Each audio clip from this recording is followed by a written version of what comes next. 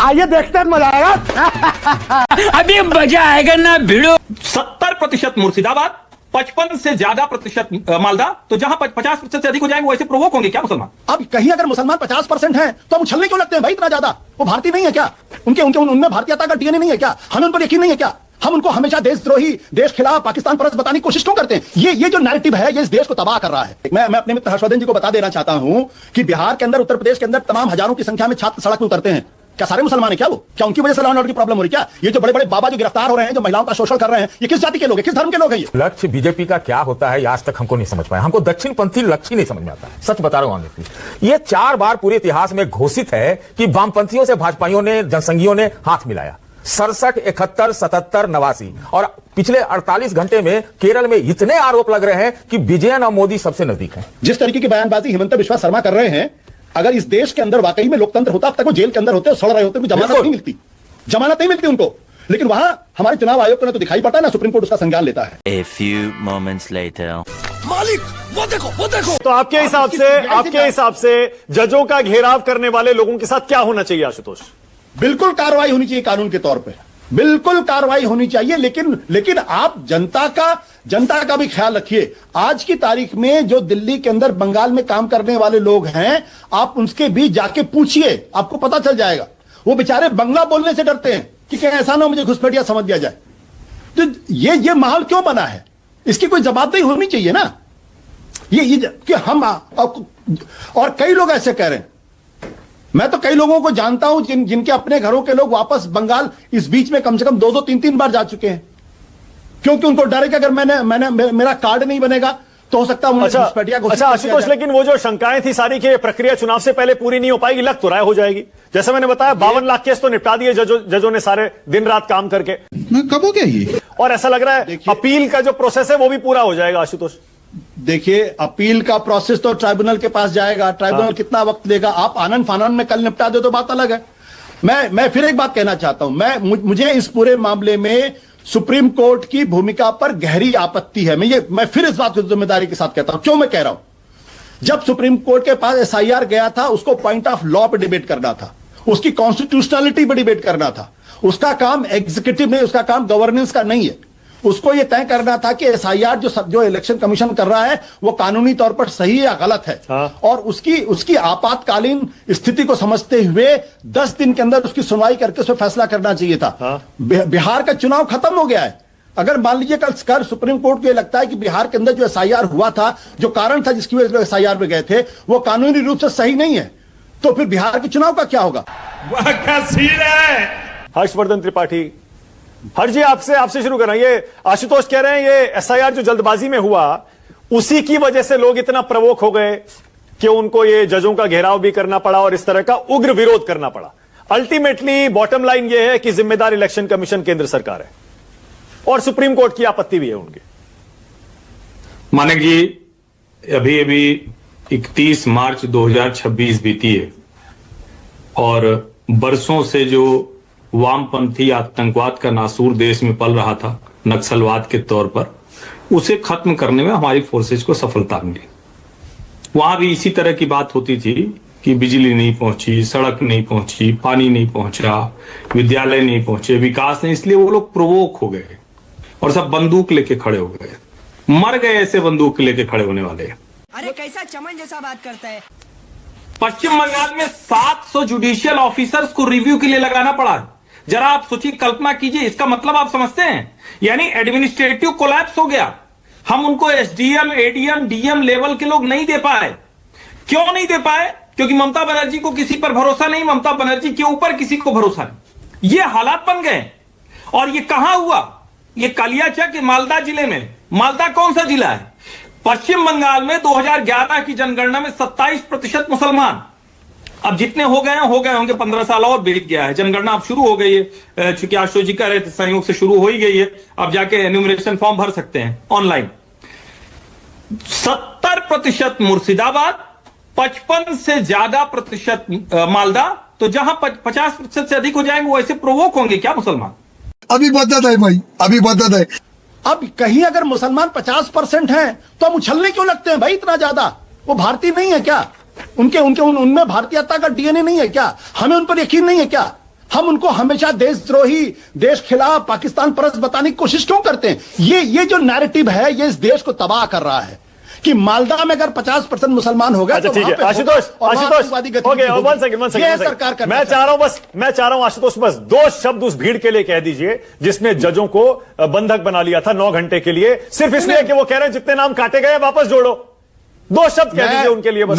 मैंने साफ तौर पे कहा है कि जो लोग भी इस घटना के लिए जिम्मेदार, उनके खिलाफ कड़ी कार्रवाई होनी चाहिए। हाँ।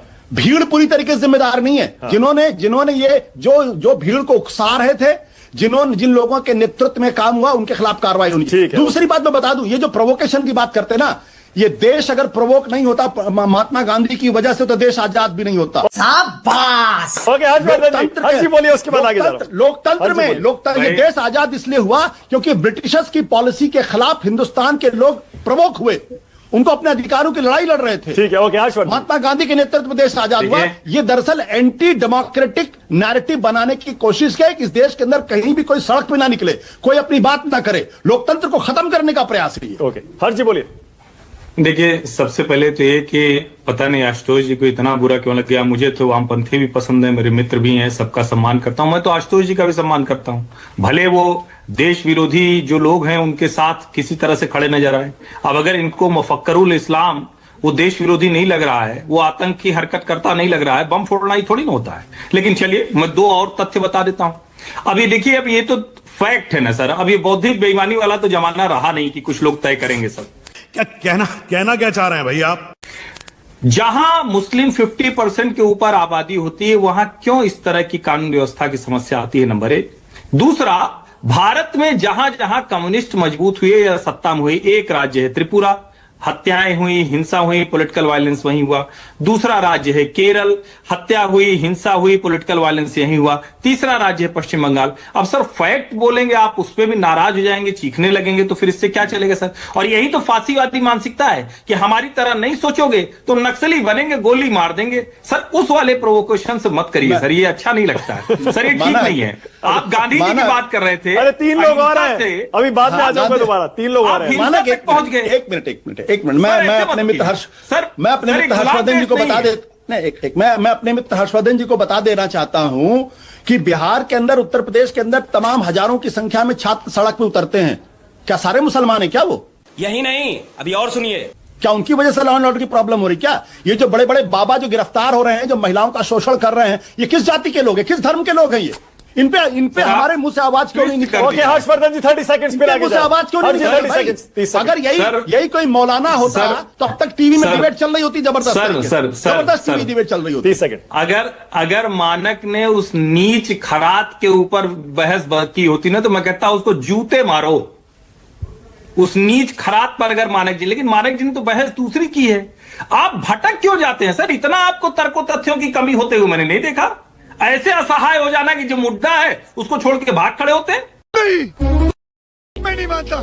देश में आप क्या सरकार चलाते हैं, कौन सी योजना बनाते हैं, किसको कितना पैसा दीजिएगा, महिलाओं को कितना दीजिएगा, राज्यों को कितना दीजिएगा, कहां का सीटें कितनी होंगी, कैसे होगा ये बड़ा इलॉजिकल है। तो ये पनडुब्बी पॉलिटिक्स जो इस देश में चलती रहती है ना, हाँ, कब ये निकाल दो, कभी ये निकाल दो, एडहॉक पॉलिटिक्स से देश बढ़िया से नहीं चलता है।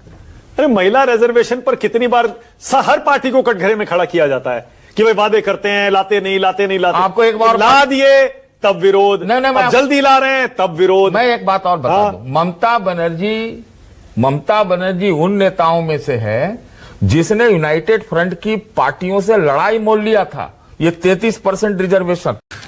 तू समझा? हाँ। नहीं, तू समझा नहीं। लक्ष्य बीजेपी का क्या होता है, आज तक हमको नहीं समझ पाया। हमको दक्षिण पंथी लक्ष्य ही नहीं समझ में आता है, सच बता रहा हूं ऑनेस्टली। ये 4 बार पूरे इतिहास में घोषित है कि वामपंथियों से भाजपाइयों ने, जनसंघियों ने हाथ मिलाया। 67, 71, 77, 89 और पिछले 48 घंटे में केरल में इतने आरोप लग रहे हैं कि विजयन और मोदी सबसे नजदीक हैं। ये गड़बड़ है बाबा। लेकिन सारे लोग यहाँ कह रहे हैं कि ममता बनर्जी का काम वहां का लोकल एडमिनिस्ट्रेशन वगैरह अभी भी चल सकता है। अरे भाई, जुडिशियल ऑफिसर जिसको सुप्रीम कोर्ट से और चुनाव आयोग के सदारत में चुनाव प्रक्रिया में उनको बंधक बनाया गया है, तो क्या चुनाव आयोग और सुप्रीम कोर्ट की जिम्मेदारी नहीं बनती कि भाई उनके खिलाफ वहां के डीजीपी और नए चीफ सेक्रेटरी के खिलाफ कार्रवाई हो? इस पर कौन बोल रहा है? बताइए, बताइए, पूछिए सबसे, क्यों होना चाहिए या नहीं होना चाहिए? वो जुडिशियल ऑफिसर क्या काम करने गए थे? वहां थानेदारी करने थोड़ी गए थे। जिस तरीके की बयानबाजी हिमंता बिश्वा शर्मा कर रहे हैं, अगर इस देश के अंदर वाकई में लोकतंत्र होता, अब तक वो जेल के अंदर होते और सड़ रहे होते, उनको जमानत नहीं मिलती, जमानत नहीं मिलती उनको। लेकिन वहां हमारे चुनाव आयोग को ना तो दिखाई पड़ता है, ना सुप्रीम कोर्ट उसका संज्ञान लेता है। इसलिए मैं कहता हूं कि आप, चूंकि वहां विपक्ष की सरकार है, इसलिए आप उस पूरे प्रदेश को ही एक ऐसा तमगा दे देना चाहते जैसे वहां के लोग स्वभावतः हिंसक है। मैं अनंत विजय में कोई टिप्पणी नहीं कर रहा हूं, क्योंकि आप जानते हैं जिनके साथ मैं काम करता हूं उन पर कभी टिप्पणी नहीं करता। लेकिन यह बात समझनी चाहिए हम लोगों को कि कृपया करके बंगाल की वो छवि न बनाए। अच्छा आशुतोष, ये जो आपने कहा ना, ये जो आपने कहा, मुझे सुप्रीम कोर्ट पर भी इस बारे में आपत्ति है, और मैं I don't miss my word.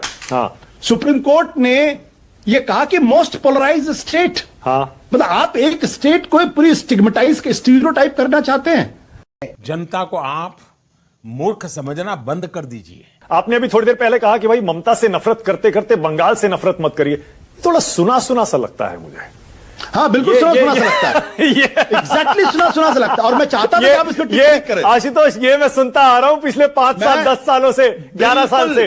तब जब ये बीजेपी वाले कहते हैं, बीजेपी के सपोर्टर, मोदी से नफरत करते करते देश से नफरत मत करिए। मैंने जानबूझ के इस शब्द का इस्तेमाल किया क्योंकि हो ये रहा है कि ये जो प्लेबुक है, ये प्लेबुक दरअसल बीजेपी का प्लेबुक है। जब वो कर्नाटक में जाएंगे तो कर्नाटक को ऐसा पेंट करने की कोशिश करेंगे, जब वो उत्तर प्रदेश के अंदर जाएंगे वहां समाजवादी पार्टी को उस तरीके से पेंट करने की कोशिश करेंगे। अरे भाई, चुनाव लड़ रहे हैं, कोई युद्ध थोड़ी लड़ रहे हैं। सही पकड़े हैं। क्या बात, ये बात है।